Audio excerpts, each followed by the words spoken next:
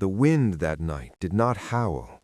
It whispered, a slow, aching sound that moved through pine trees and curled around the edges of a small wooden cabin nestled at the edge of a frozen valley in Colorado. Snow had been falling for hours, turning the world into a sea of white silence. Inside the cabin, a man sat close to a fireplace whose flames were fading with each passing minute. His name was Ryan Walker. At 46, Ryan had known better days, days when his life had structure, purpose, and something to fight for. Once a proud Marine and a skilled motorcycle builder, he now lived in the quiet ache of what used to be. Sitting on a fraying couch across the room, his 9-year-old daughter, Mia, lay asleep under 2 layers of patched-up blankets, her small arms wrapped around a teddy bear whose seams had come undone years ago. Ryan stared into the dying fire, not because he expected more warmth, but because he needed to see light. Outside, the storm grew heavier. The wind crept through window cracks. The roof moaned under the weight of accumulating snow. Ryan stood up to check the front door, almost as a ritual, even though no one ever came. But this time, something caught his eye. Far down the snow-covered road, a flicker of light moved through the white blur, then another, then many. A low rumble began to rise, not thunder, but engines. The sound grew louder, deeper, until it echoed through the snow like a heartbeat. Ryan stepped outside, pulling his old military jacket tight around him. Snow reached his shins, and the cold sliced into his bones, but he stood frozen as the lights approached. A line of motorcycles, 2 by 2, emerged from the storm like a caravan from another world. 20 riders in total, headlights piercing through the frost like searchlights in a dream. They stopped just feet from his porch. The riders were bundled in heavy gear, their coats and helmets dusted white. The leader, a woman, stepped off her bike first. She removed her helmet slowly, revealing sharp, determined eyes framed by shoulder-length hair damp from the snow. She looked straight at Ryan, her breath visible in the frigid air. Her voice, though soft, carried strength. She said, "We need shelter, please." Ryan looked behind her at the other women, most of them standing with their arms crossed or holding their gear, their boots deep in snow. His eyes fell back on Mia, still sleeping, unaware. His house was small. The food was low. The fire would not last the night. But something inside him, something that had not spoken in years, stirred. A memory of what it meant to serve, to protect, to stand in the gap for someone else. He looked back at the woman and simply nodded. Then he opened the door wide and said, "Come in." Within minutes, his cabin became something else. The cold air was replaced with the steam of hot drinks from the riders' travel mugs. Wet coats were hung near the fire. The sound of boots on old wooden floors mixed with soft voices. And in a way Ryan did not yet understand, something had shifted. A long, silent winter night had just been interrupted by a storm of a different kind, one that carried not destruction, but a chance for something new. The warmth returned slowly, not from the fire, but from the presence of people. The women began moving around the small space with quiet familiarity, like they had done this many times before. One pulled off her gloves and handed Ryan a hot thermos filled with black coffee. Another knelt near the hearth and began feeding kindling into the dying fire. Sparks rose, the flames grew, and the cabin, once dim and silent, flickered back to life. The riders unpacked small supplies, vacuum-sealed bags of food, camp stoves, and emergency blankets. The smell of instant soup and coffee filled the room, chasing away the scent of cold air and ash. Mia stirred on the couch. Her eyes blinked open, adjusting to the light and the sight of unfamiliar faces. One of the riders, a woman with bright eyes and a gentle smile, knelt beside her and offered her a cup of cocoa. Mia hesitated, then took it with both hands. She sipped, and then she giggled. It was a soft sound, but to Ryan it might as well have been thunder. He had not heard that laugh in months. The woman beside Mia tucked the blanket around her again and gently brushed the girl's hair aside. Laughter, small talk, and kindness floated through the room. The women were all different in age and background, but they shared something quiet and unspoken: resilience. One of them noticed the cabin roof leaking near the window. Without a word, two others pulled spare tarps from their gear and began patching the area. They moved with practiced coordination, not waiting to be asked. Ryan stood in the corner, taking it all in. His hands were in his pockets, his shoulders straight, eyes cautious. That was when Harper approached him. She had been watching. She noticed the way he moved, the way he stayed alert, the way he stayed silent but aware of everything. She said, "You served, didn't you?" Ryan looked at her, surprised. He nodded. "Marine Corps," he replied. Harper's expression softened. "Me too," she said. "Army, logistics."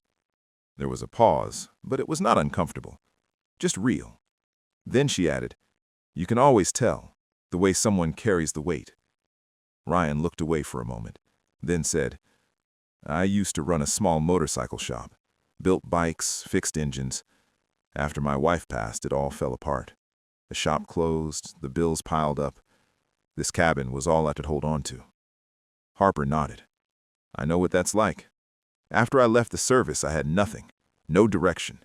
Slept in my truck for almost a year. Then I met a woman at a gas station in Nebraska who invited me to ride with her. She had started a group for women like us, veterans, survivors, people rebuilding their lives on the road. That group became Iron Grace Riders." She looked around the cabin, her eyes scanning the flicker of firelight on the wooden walls, the makeshift repairs her crew had made, the little girl sleeping again on the couch. Then she looked back at Ryan. "We help people when the system forgets them, because we know what it feels like to be forgotten." Ryan's mouth tightened slightly, not in resistance, but in recognition. There was something about her voice, calm and unwavering, that made her believe she had lived every word. In that quiet moment, they were not strangers anymore. They were two veterans who had carried burdens too long in silence. And on this night, in a storm that kept most people locked inside, two lives quietly crossed paths, not by accident, but by something far more deliberate. Something like fate wearing leather and riding through snow. By morning, the storm had begun to quiet. The sky remained overcast, but the wind had calmed and the snow had softened into silence. The landscape outside the cabin was transformed, blanketed in white, untouched and still. Inside, the cabin now felt strangely different. The women moved quietly, packing their gear, folding emergency blankets, and restoring the small space to what it had been, only cleaner, warmer, somehow more whole. Ryan stood by the door, watching as they worked, uncertain of what to say. Mia was now wide awake, talking shyly to one of the riders, who had given her a small patch with the Iron Grace Riders emblem on it, a symbol of belonging. Before leaving, Harper walked to the front steps, where Ryan stood with his hands deep in the pockets of his old jacket. She looked past him to a structure on the side of the cabin, a long abandoned garage, barely standing. Snow covered its roof, and the windows had long since cracked or disappeared. She gestured toward it with her chin and asked, "Is that where you used to work?" Ryan nodded. "Built bikes there, restored a few classics. It was all I had left after I left active duty, but it's been dead for years now." Harper looked at the building for a moment longer, then turned back to him and said, "Maybe it's time to bring it back to life." Then she smiled, the kind of smile that held both challenge and hope. With that, the women loaded up and rode off, leaving only tracks in the snow and the echo of engines fading into the distance. 1 week later, just after sunrise, Ryan heard a sound he thought he had imagined, the low, rolling thunder of motorcycle engines, growing louder, closer. He stepped outside, brushing snow from his boots, and stared down the road. The same 20 bikes returned, gliding across the fresh snow like a tide returning to shore. But this time, they were not alone. Behind them came 3 large trucks, painted black and silver, each with the Iron Grace Riders logo emblazoned across the side. Harper led the group again. As she parked her bike and removed her helmet, she gave Ryan a nod that said, "We're not done yet." From one of the trucks, she pulled out a sealed envelope and handed it to him. Inside was a letter and a set of documents. She explained, gently but firmly, that Iron Grace Riders was launching a community restoration initiative for veterans, and she wanted Ryan to lead the first official site. The plan was bold but clear. His old garage would be rebuilt from the ground up, equipped with tools, parts, and training materials. It would become a place not just for fixing machines, but for helping people put their lives back together. Veterans, widows, and single parents could learn, work, and earn again, surrounded by others who understood their journey. Ryan stared at the letter, then at the trucks, then back at Harper, unable to speak. She said, "You gave us shelter when you had almost nothing. Now we're giving you a foundation to stand on. Let's rebuild this together." Her voice was calm, without drama or fanfare, just truth. Ryan nodded slowly. There were no grand speeches, no handshakes, only action.